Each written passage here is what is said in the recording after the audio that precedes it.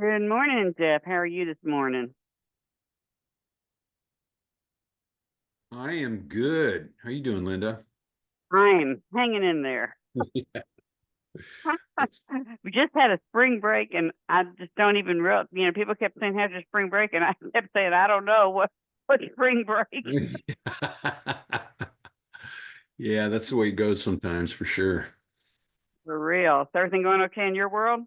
Yeah, things are going really well, actually. Thanks for asking. Good. A lot going on. Actually, we're looking at moving into Texas. Are you serious? Would you Yeah. yourself move to Texas too?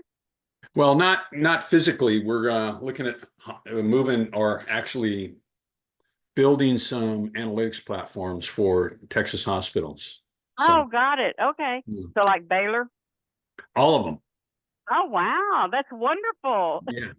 Yeah, that's going to be really cool. So I'll keep you posted on how that's going. Oh, absolutely. I'm from a very small town in Texas, Temple, Texas, and Scott and White used to be very well known there, like across the world. And they were like in the last 2 years bought out by Baylor, but they were actually started like in the 1800s by No two kidding. doctors, Dr. Scott and Dr. White. No way. Yeah, that Wow. town that I that I'm from, used to be known as the giant oxygen tent because we had this huge Scott and White, and then we had one of the only Santa Fe hospitals, for all the railroad people, Right. and then we had this other large hospital called King's. So all in this town of less than 50,000, these big, huge medical centers. Oh, So that's hilarious. it really, I'm telling you. Then eventually they were all bought out by Scott and White, who was then sucked up by Baylor. So, Wow. but What yeah, part of Texas is that in? it's Central Texas. It's 60 miles north of Dallas, of Austin, and Okay. 120 miles south of Dallas, and 20 miles south of Waco, Okay. Yeah, I know where that's at. All right. and very close to Fort Hood. Yeah, Well, it it's would not be. Fort Hood anymore, but Yeah, I understand. so it will always be Fort Hood to simple people. Yeah, I'm sure. I'm sure. um, but Well, yeah. thanks for inviting me today. Oh, we're just excited about it. This is great. I have some students in here that are actually in the informatics track. I don't know if but we now have a data analytics track. We have both an option where they can get a minor in it, and we have a Mhm. certificate. So those students have been using your data, I think. Oh, good. Yeah.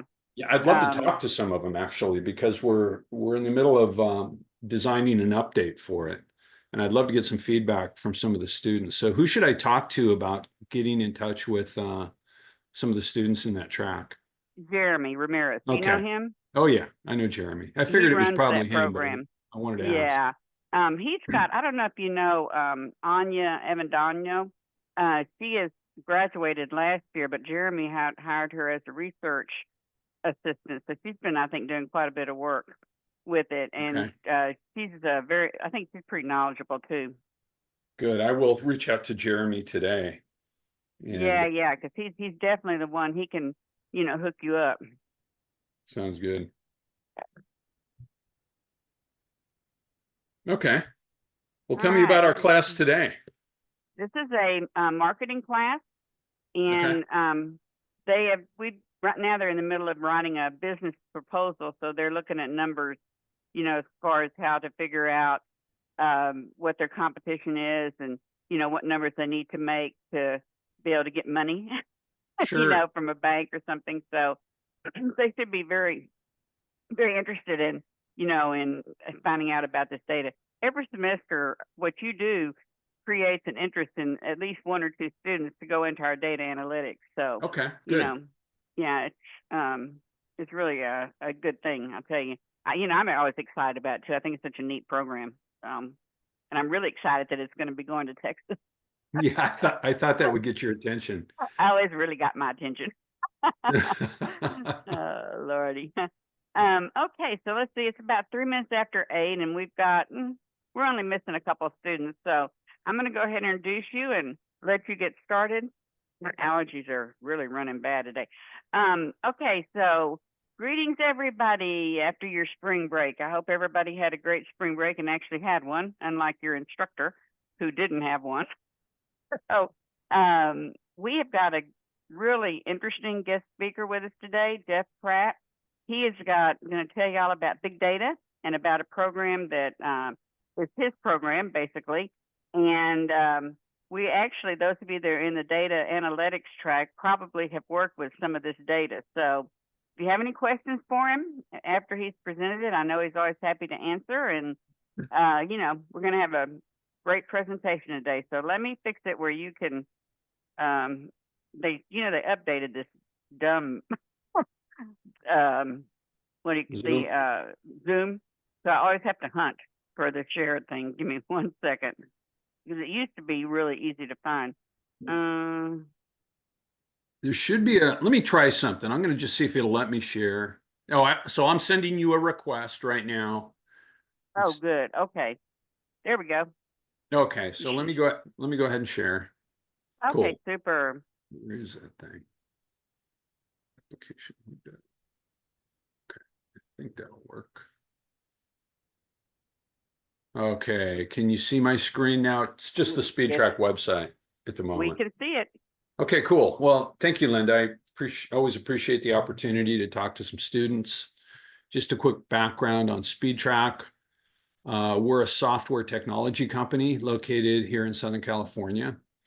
And we took a unique approach to information technology where the traditional approach is to focus on the data and how to store the data in a database or some kind of a storage system so that queries can be designed or written against the database so you can start getting some information from the data. Because if you think about it, the data itself, the way it's stored, as soon as you start to store it, it kind of disaggregates it from the information. So if I have a record, a healthcare record, I'll have the patient's name, I'll have, their medical record number, their age, the types of diagnoses and procedures they may have had, stuff like that. But as soon as you start segregating those things into fields, it really kind of takes it away from being information. So if I have, for example, the patient's age, 65, that's great, but what does that really tell me? Or if I have the zip code, they live in 65 years old and they live in zip code 90042, that doesn't really tell me a whole lot about the patient. I need to be able to put that all together. And for an even better example, what if I want to know everything about all the 65-year-old patients in zip code 90042 and what they might have in common with another zip code in Los Angeles or what have you? So to make it simple, what we've done is we've invented a system that rather than storing data to then allow queries to hopefully get information from the data, our system stores the information. And what makes that different is we don't actually store the individual pieces of data. What we do is we store what are called vectors, which are unique to each record. So this vector over here that goes in this direction, that vector has all the information associated with it for that 65-year-old male in zip code 90042 that has congestive heart failure and had an appendectomy in March of last year. And not only that, but are we supposed to be seeing your screen? Because all we're seeing is the website. Yeah, no. I'm going to get to the screen super. in a second. Right. I just want to give a background on the data. So to make it simple, what we've done is to make it easy for non-technical people to explore large amounts of complex information just by clicking their mouse. And that's when I'm going to jump in and share with you guys. But before I do that, I encourage you to interrupt at any time. This is for you. This isn't for me just to feel good about talking. It's for you guys and to get your questions answered. So please don't hesitate to interrupt, raise your hands, unmute yourself, whatever you need to do to get my attention to ask your questions, because that's what's really important. So I'm going to actually show you a couple different versions of the application, but I'll start with the one that you have access to through Cal State Long Beach. And when you first join it, you just have this pretty sparse start page. And the reason it's here is just to remind you that this particular application does not contain any private health information, although you can certainly get the impression it does. But all this information in this dashboard is completely fabricated. There's no individuals in here that are alive or have ever been alive for that matter. Now, when I click on a tab, you'll notice that you'll see, now let me sort this here. You'll see actual hospital names that you'll probably recognize. That's because we wanted to make it as realistic as possible. So we actually use real hospital names, but the underlying patient encounters are not real patients. So that's the first thing I wanted to get out of the way. Now I can start describing and demonstrating to you what I first talked about, and that is we're actually storing information. So what that allows us to do is to explore all the information in this data just using our experience and intuition and curiosity. So let me start up here in the upper right-hand corner. This is the number of records that are currently in this platform. Just under 90 million patient encounters, almost 88 million patient encounters. Now, I want you to pay attention to that. And I also want you to pay attention to this blank space up here where it says query is empty. So let's say that I just want to start exploring through this information, and I can start anywhere I want in any of these tabs. I was in the facilities tab, and I'll go back to that in a second. But just to give you an idea, here's the patient dashboard, and it has information at the patient level. The zip codes, or if they're homeless, they don't have a zip code. The race and ethnicity associated with patients in each one of these zip codes. The cities they live in, the counties they live in. This is a unique ID associated with the patient. So this is a single patient here with K0K, 7WW, et cetera. He has 2,172 different encounters out of these 87 million encounters. And likewise, as I scroll down, just to give you an idea. And I'm not going to go through the details of each one of these, but there's a lot of ways to explore the data. And the way I want you to think of these boxes, we call them categories, is essentially it's showing you all the answers that are available to any questions you might want to ask. So for example, I can see that there's 3,782 patients that had a MSDRG of heart transplant or implant of heart-assisted system with major complications and comorbidities. Or there's an answer for 896,000 patients with psychosis. So each one of these categories contains a list of all the answers available associated with it. So let's say I want to look at a particular hospital. Let's do Long Beach Memorial, for example. So I'll start typing in Long Beach Memorial.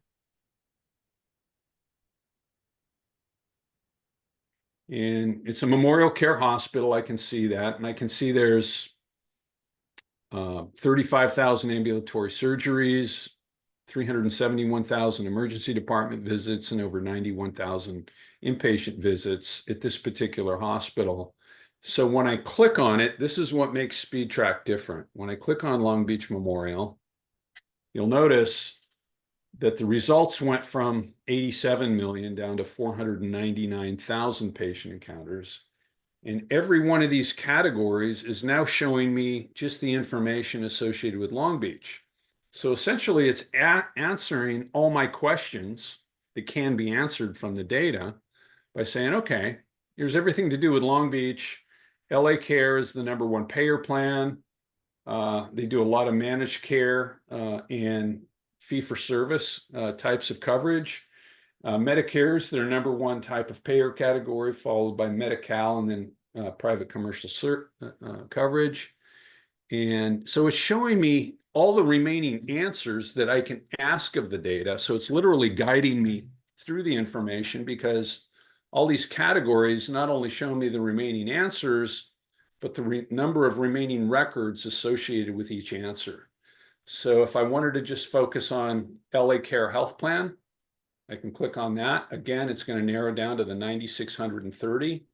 And if I come over here to patient dashboard, it's going to show me all the patients that went to Long Beach Memorial that had LA Care Health Plan, the zip codes they come from, the race and ethnicity. So every time I click on anything, and I can explore anything I want, and I can write very complex queries just by pursuing my curiosity and intuition and say, God, that's interesting that there's a high number of homeless people associated with LA Care patients that went to Long Beach Memorial. I want to focus on that. I didn't realize there were so many homeless. So I can just focus on that with one click of a mouse, and I can see everything there is associated with these patients that are homeless. I can see the profile by race and ethnicity. Vast majority are male that are between 35 and 64 years old. If I want to come over here to their DRGs, I can see here's the breakdown of their MSDRGs by family, mostly psychosis, followed by drug and alcohol abuse, heart failure, and shock. Now let's do one more thing. Let's say, okay, that's for Long Beach Memorial, and I'm just doing this on the fly. I'm making this up as I'm going. This isn't pre-thought out at all. Let's say, you know what, if this is going on at Long Beach Memorial with LA Care homeless patients, let's look across all the hospitals that had LA Care patients. So all I have to do now is click the trash can in the facility name. Here's all of the LA Care patients. The majority of them went to USC Medical Center, followed by California Hospital Medical Center and MLK, et cetera. And, I can look for a pattern. So I'm just looking at homeless patients that had LA Care as the health plan. And, I can do all kinds of stuff. Let's see here. What would be interesting to look at? Well, some of them are actually went to Orange County hospitals. So let's look at the patients over here in the inpatient trends. And, we're going to update this with more recent dates, but the data underneath it will be the same, just so it looks more real with 2025 dates in it. So now I can see a pattern here in terms of trends. USC Medical Center volume went up significantly in 2021 and then came down in 2022, which makes sense because of COVID. California Medical Center went up significantly in 2022. Now, what am I looking at here? Yeah. And so I can see all this information, their average length of stay of these patients, the difference between their actual average length of stay and the geometric mean length of stay for all patients with these particular types of diagnoses from all across the country. So what that means is for LA USC Medical Center, their average length of stay is 4 days greater than what you would expect for these homeless patients. You can see that it's almost 100% Medi-Cal, which is not surprising if it's LA Care. And if I scroll down in this tab, here's my mouse, there we go. You can see the service lines, mostly psychiatry, followed by general medicine, neurology, et cetera. Again, this is all LA Care, so that's no surprise. And it's mostly managed care, Medi-Cal managed care. So that's just a real quick example of how you can go through tens of millions of records very quickly, do very complex queries, and be able to not only get answers to your questions, but see all the additional questions you can ask from the data. And all I have to know how to do is click a mouse. So any questions before I get into a couple particular examples for maybe a marketing example using Speedtrack? Okay, cool. Let's jump in and do that. I'm just going to come back to the facilities and payers. So before I get started, let's identify, let's say, a hospital that I'm doing an analysis of, and I want to identify their primary service area, and I want to see the profile of the patients that are in their primary service area, what type of insurance they have, their breakdown by age, race, ethnicity, what kind of services they have from an inpatient perspective, where they're going for those services. So how many of those patients are coming from to the target hospital, and how many of them are going from the target hospital's primary service area to other hospitals for service. That's really important information for a hospital to know for a lot of reasons, which we'll get into in a minute. So let me just let me think of a hospital here. Let's do MLK. That's a pretty fun one to do. So I'll just go and I'll type in, I can type in any, I'll just type in Luther because I know it's part of the name. Here's Martin Luther King Jr. Community Hospital. I will click on that. And so what I want to do now is I want to on their inpatient encounters. So I'll come over here to record type and I'll just click on inpatient. And now I want to know the zip codes. Well, the first thing I want to do is let's remove normal newborns from the equation. And if you don't know why we do that, the reason is because if we include normal newborns, it skews the data, because what happens is there's one admission, a mom comes into the hospital to have her baby or babies. So there's one admission and there's multiple discharges. And so if we're including normal newborns, it inflates the number. And the other thing is normal newborns, they just come in and leave. They don't really take up much utilization in the hospital. Now, if it's not a normal newborn, in other words, the mother has a delivery of a baby that has other conditions and they need to stay in the hospital longer, we're going to include them because they take up more utilization. But typically what we do in these kind of analyses is we remove normal newborns from the analysis for those reasons that I just indicated.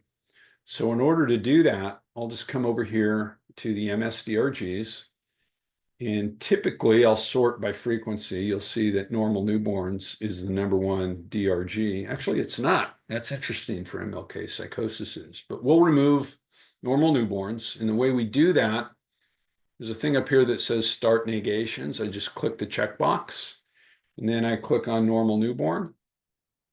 And you can see up here now in the query box, it says not normal newborns. So I'll uncheck that. So what I've done is I've removed the normal newborns from my analysis. So I'm looking at Martin Luther King inpatient discharges, removing normal newborns.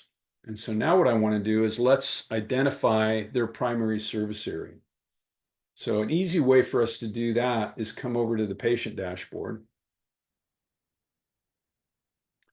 And so this is sorted in descending order of frequency, which means this is the number of patient encounters from each zip code. And obviously homeless is not a zip code. So we're going to remove them because it just skews everything, because if we leave homeless in there, homeless people can be anywhere in the state. They're not tied to a geographic region, and it will skew the analysis because it'll show a huge number of homeless people because they're coming from all over the state to go to Martin Luther King Jr., right? Or when we expand the analysis to see what other hospitals they're going to, it's going to include homeless people from all over the state, not just the primary service area. So that's the reason we're going to remove them from the analysis. So I'll click negations again, click on homeless, stop negations. So now we're just isolating people that actually have a physical address where they live in. And I can see that 90059 has almost 13% of MLK's patients come from that zip code. So what I'm going to do is let's do a quick analysis and identify where 60% of MLK's patients come from. The way I'm going to do that is I'm going to export this into a spreadsheet just by clicking on the name, come down to export text. Just click on download it. Here it is. Open it up and do an Excel spreadsheet. It's opening up on my other screen here. And we'll just do a quick analysis.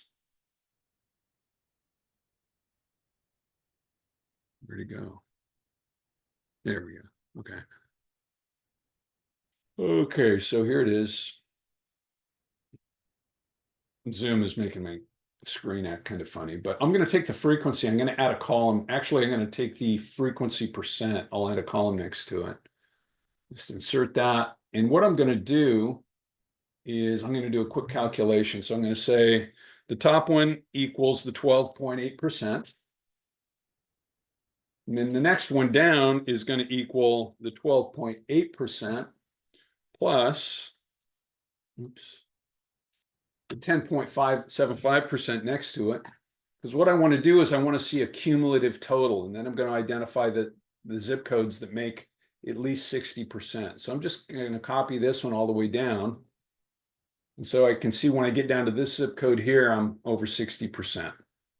So I'll just take these zip codes up to 60%. Well, let's say 65 just for fun. Make it a little bigger. And I'll do a Control C to copy them. And I'll come back here and I'll paste those zip codes right into here. And I'll call that my primary service area. So I pasted them in there. It ran the query on those zip codes. And I can see there's 9 of them. Actually, there's 8 of them because it includes the homeless one that's red here. And so that's our primary service area. So now what I can do is I can come back over to the facilities and payers tab, because I'm just looking at Martin Luther King Jr. Hospital right now.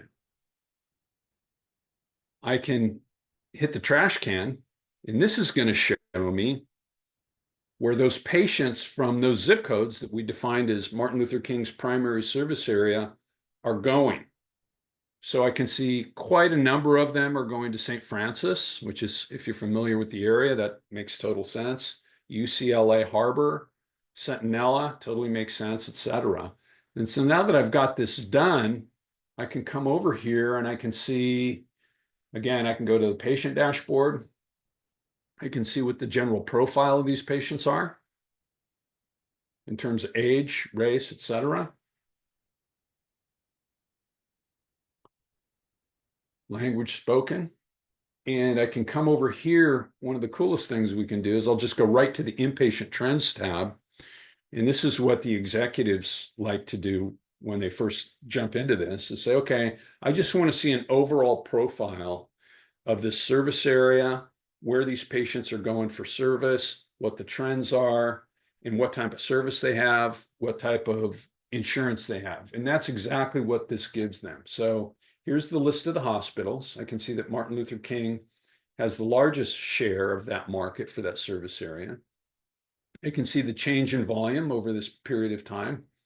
Martin Luther King was up significantly over this period of time. And I can see the other statistics, principal types of payer, mostly Medi-Cal, followed by Medicare, and very low numbers of private commercial coverage, unless you get down here to the folks that are going to Kaiser, which makes sense. And then if I scroll down, here's the types of service they're having. Let me sort by total volume. General medicine principally, followed by cardiac services. Obstetrics is number 3. And the volume changes and the principal types of insurance. And then the breakdown, managed care is number 1. Here's the breakdown, by the types of insurance, whether it's Medi-Cal managed care, traditional coverage, which is fee for service, Medicare traditional coverage. You can see the trend, and then for the health plans. So the cool thing about this is I not only get a snapshot across all these things, but if I want to take it any combination of these criteria, I can say, you know what, I'm interested in where the cardiac services patients are going and what type of insurance they have. I can click on cardiac services. This whole thing will update. It'll show me the trend for cardiac services. It'll show me types of insurance they have, all that kind of stuff. And I'll show you another thing here as soon as this updates. So I can see Martin Luther King is still number 1. All this stuff for cardiac services, but I can do a couple other things as well. Let's look at the migration trend. We have a special tab for that. So this makes it visual, right? I can see that here's the trend for MLK. They actually jumped up in volume for cardiac services quite a bit in the most recent year, which in this case is 2022, followed by St. Francis. Centinela had a modest increase. Now this is in terms of total volume. There's another chart here just below it that shows in terms of market share. And so what this does, the reason it's a little different is because this is the volume for each hospital divided by the total volume for that primary service area.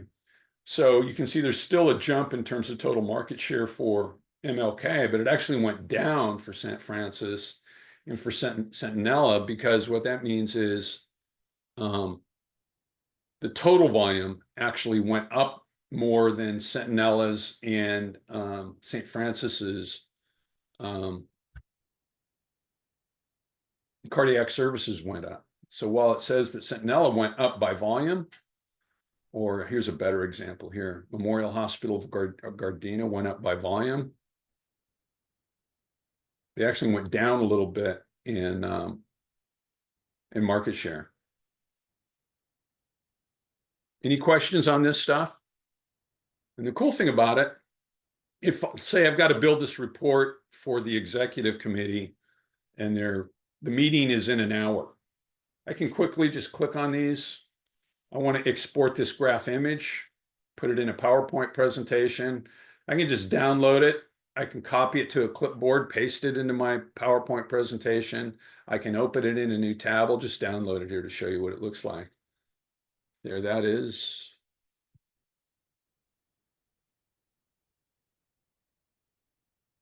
Here it is. It's opening on my other screen again. I can also export any of these tables into my presentation or my report. Again, just like I did before with the zip codes, I can take this here. I can export the text into a table. I can put that in my report. I can do all kinds of stuff. And the other thing I can do, which is really powerful for this kind of thing, is I can come over here. We actually have a new map, which I'll show you in a minute. It's not in the CSULB version of this yet. But I can say, show me the map.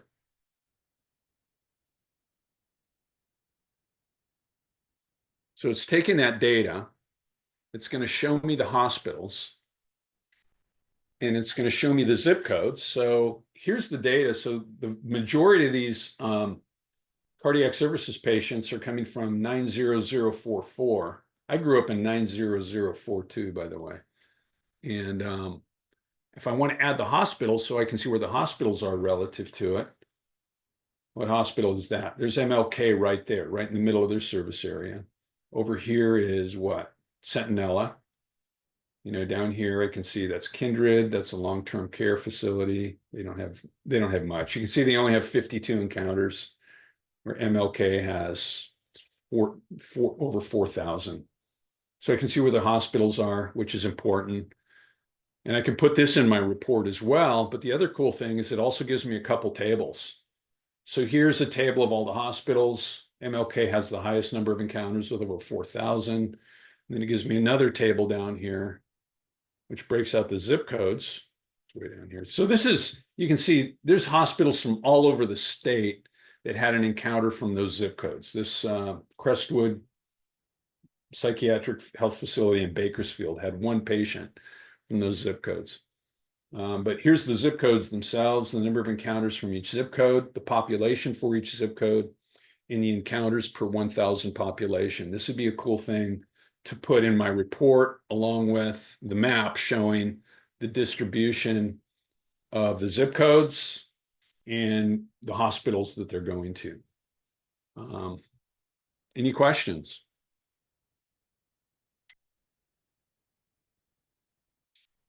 And this is just the tip of the iceberg. You know, that's just a quick example. And by the way, the type of analysis that I just showed you would typically, before Speedtrack, it would take people at least 2 or 3 days to put something like that together. And so we've not only increased the productivity of analytics teams because now they can get things put together for the executive teams very quickly. Number two is it increased the number of insights that the analytics teams are finding because, as I pointed out with Speedtrack, you can see other things in the data that before you'd have to look for. You'd have to say, well, I want to go look at this and I want to look at that. But right off the bat, you can see everything associated with these 29,000 patient encounters. They're principally Medi-Cal, except for Kaiser, no surprise there. But I can explore any combination of things very quickly and click them out just by clicking a mouse, which leads me to my final point. The other thing Speedtrack has done is we've actually changed the behavior of strategic planning in the hospitals. And we didn't anticipate this when we built the system, but when we started getting customers, they came back to us and were saying, you know what? Before Speedtrack, we would have our analytics teams build these reports for us weeks in advance of the meeting. Then we'd sit in the meeting and review the reports. We'd have a bunch of questions on the reports, and we'd send the questions to the analytics team so that they could factor that in to the reports they gave us for next month's meeting.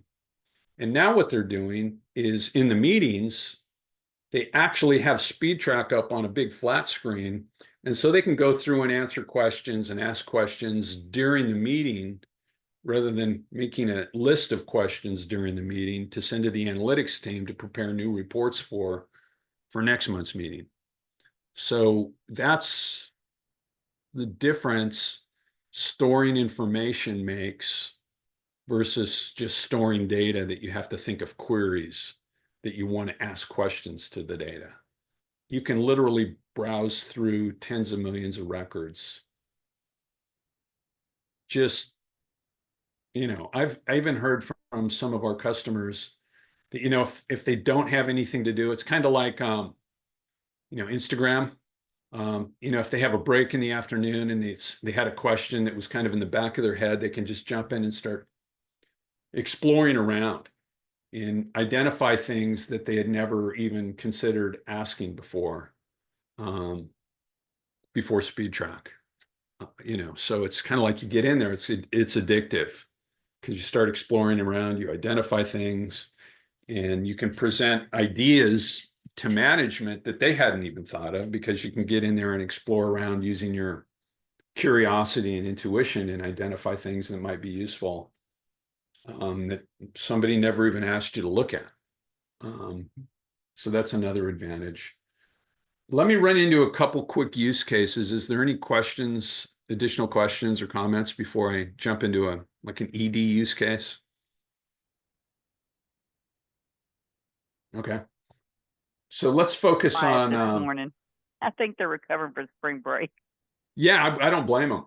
I am too, actually. I got away for a nice vacation for spring break, so Oh, how I'm still nice. I'm still recovering. So I can totally relate to that. Yeah, I'm on Maui time still, so Oh I'm my waking goodness. up. So it's early for me. So yeah, let's do a quick one with ED visits. Let's look at all of LA County facilities. And I can just come right over here to the ED Trends tab. And so this is all of Los Angeles County facilities. And we do a couple really cool things here with ED Trends that are pretty important. And so let me sort by 2022 volume, excuse me, which is the most recent volume in here. So you can see Antelope Valley Hospital has the greatest amount of ED volume. Right there, that's probably surprising to some people. You wouldn't even realize that. Followed by USC, that's not surprising. MLK, that might be a little surprising. But over here on the right, we're actually calculating using an algorithm developed by New York University, the percentage of avoidable ED visits. Now, this is really important for hospitals because they get this huge volume of people coming through their ED, and they want to know how many of them are actually avoidable or things that could have been handled outside of the emergency room at an urgent care or at primary care. And you can see this number is hovering around 50% of ED visits are potentially avoidable. Now, why are they coming to the ED? Well, there's a lot of hypotheses around that, and it really depends on the area that the hospital is located in and the types of insurance the patients have. So are there urgent cares available? Is there primary care available? Hospitals utilize this information because in areas where there's a lot of trauma because of gunshot wounds, if they're near a freeway, there's a lot of car accidents, a lot of trauma that comes in. They want to reduce the amount of avoidable ED visits to the extent they can because it takes limited resources away from the people that really need it. So there's a lot of research going on. What other kind of services can we make available to the communities to help reduce the number of avoidable ED visits? The other thing we found when we do analysis is they're particularly high avoidable ED visits among infants and adolescents that come into the hospital for people of color. So it's apparent that they're using the emergency department for primary care. Either they don't have insurance, or they have poor insurance, or they have not much primary care available in the communities that they live in. So when their infant or their adolescent is really sick, and of course the parents are troubled, what am I going to do? The kid has a high fever, they're got a rash, they're vomiting, whatever it is, they go to the first thing they know. They head right to the ED with these patients. And if there was primary care or urgent care available, they would have another alternative is the hypothesis. And that seems to be true because I see this over and over again throughout the state of California. So that's just another dimension of the types of analysis that we perform. We also, I don't know if I have it yet I don't think I do. Let's take a look here. No, we actually just built a module in concert with the California Hospital Quality Institute into our system. I don't have it in your system yet, but we'll be adding it soon on equity. There's actually a new regulation in the state of California that every hospital in the state is going to be required to provide an equity report and publish it on their website beginning in September of this year. Speedtrack got the contract to provide a platform for hospitals to create those equity reports because we already have all the data that's required to do it. And there's over 2,000 fields that are in these reports. So it's a huge burden on the hospitals to have to try and start all of a sudden creating these reports. So we're just now finishing up a platform that the hospitals can log into, put in some of their information, hit a button, and it automatically exports the report in the format that's required by the state of California to upload report to meet that requirement. So we're doing a lot of pretty cool stuff. I'm really excited about it. And I'm really happy to work with CSULB and the students. In fact, it's incredibly rewarding for me. So please don't hesitate to reach out with questions. If you have ideas on how the system can be improved, anything I can do to help, please don't hesitate to reach out. I'm more than happy to interface with the students, answer questions. Please hand my email out to the students, Linda. And if you guys have any follow-up questions after the class or any general questions about healthcare or career opportunities, please don't hesitate to reach out. It goes right into my personal email, and I'm happy to answer questions. Thank you so much for this. Are there any students that have? I know it's a lot of information, and y'all are still recovering, like I said, from the spring break that I didn't have. So, but does anybody have any questions? You can type them in the chat if you like. That's really great about answering, and he has, really instilled a love of data into a number of our students. So, I think this is the neatest program ever. First time I saw it, I just fell in love with it. I can see all kinds of uses for that in research, as well. So. Hang on. Really a great I program. see a lot of chat here. Oh, well, you guys are welcome. I see a lot of thank yous Like I said, thank you. I appreciate your time and I love doing this stuff. In fact, let me put my email in the chat. It's really easy. It's Jeff@speedtrack.com.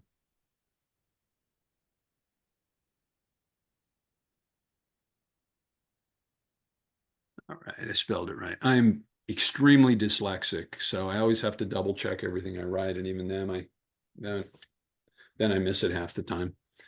But yeah, this has been great. Thank you very much, Linda. Really appreciate it, and looking forward. Hopefully, my afternoon class will have woken up Yeah, by the time you come. well, it's all good. It's all good. I really So, appreciate it, and we'll see you then. you'll probably. Okay, thank you so much. Have a great day. See you later. You too. Okay. Thank you. All Bye-bye. right. Bye bye. Okay. Just a few things to touch base with y'all about. There were some of y'all, the groups that were in a bind and got an extension, and remember those are due to this evening by 11:55. I hope to have those graded for y'all by the end of the week. Let's hope. And I do have one announcement to make. I am going to be offering a substantial amount of extra credit for any of you that aren't graduating that would like to volunteer to work at the graduation ceremony. It's on Saturday, May 10th. And I will, if you arrive at 11 and stay till it's over, which would be about 6, I will give you 12 points extra credit. So that's enough to lift you from a B to an A, or a C to a B, or it's a substantial amount of extra credit. That being said, any of you that are sitting on the line when the grades go in, I don't raise grades at all, because I give so many opportunities for extra credit. So if you can't make it for the whole day, and let's say you can only make it for half the time, then I would give 6 points for that. So think about it, and if you're interested in doing that, send me an email, and it's going to be on a first come first served basis. So I can't, because we don't need like 75 volunteers, but we do need some volunteers that would like to come and see what it's like at the departmental graduation. Get to see a lot of your professors and your friends graduating, those kinds of things. So again, that extra credit is out there, that opportunity. I don't think there'll be any more extra credit other than that. I don't think I have any officers in this class. Do I have any officers in this class from the UPD or student forum? Anybody? Okay, I think they're all in my afternoon class. Okay, so I'm pretty sure this will be your last opportunity for extra credit. So anyway, that's just up there. So what I'm going to do now is I'm going to open the breakout room, and y'all can go in there. Those of you that had that extra time, and if you have already turned your stuff in, you kind of can start strategizing on what you're going to do about your PowerPoint presentation. Remember, we don't have class next week. The next class we have is on April 22nd. So that'll be our last class until we start doing our presentations, I believe. So you don't have a lot of time left. Hopefully, like I said, because I did give you all these extensions, you're going to be pushed a little bit for time doing your PowerPoint presentations, because I have to get them graded and get them back to you. Do I have any questions on anything? I hope everybody had a great spring break. Had at least one day of relaxation. I know a lot of y'all work, and sometimes the spring breaks just come and go, So any questions at all for those of you that are awake? Okay, I'm going to shoot you over to your the breakout room, and you need to at least meet for 5 minutes. If y'all are through meeting, I'm not going to pull you back in here. So if y'all just need to meet for a couple minutes, that's fine. And we will see you on the 22nd. So if you have any questions, be sure you email text or call me. I'm always available. Okay.